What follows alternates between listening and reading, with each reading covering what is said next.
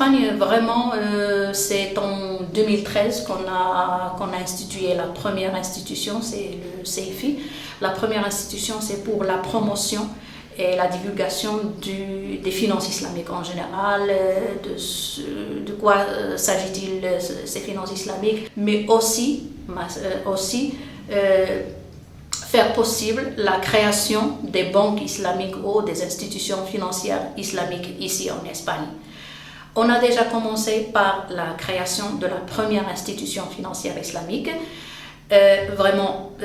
C'est au niveau des microfinances islamiques, parce que c'est une coopérative qui consiste entre les associés, l'élaboration d'un fonds avec les épargnes des gens, et avec ces épargnes, on va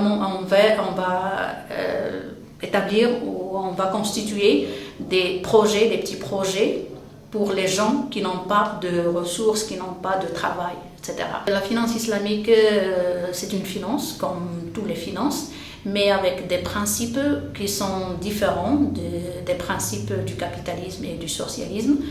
Ce sont des principes vraiment dits islamiques parce ils ont comme origine l'islam, donc les ressources législatives de l'islam qui sont le Coran, la Sunna, etc.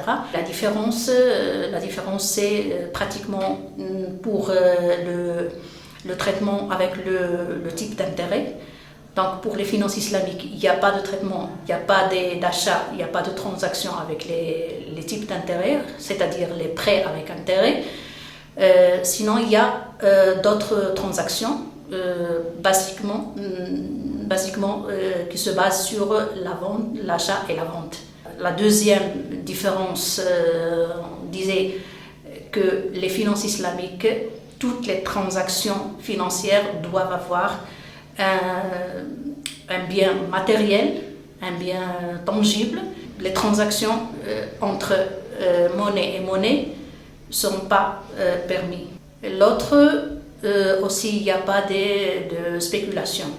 Donc, quand on dit qu'il n'y aura plus de transactions pures et dures de la monnaie contre la monnaie, cela évite directement la bulle ou de la spéculation. Le secteur financier islamique, ce n'est pas exclusif aux musulmans.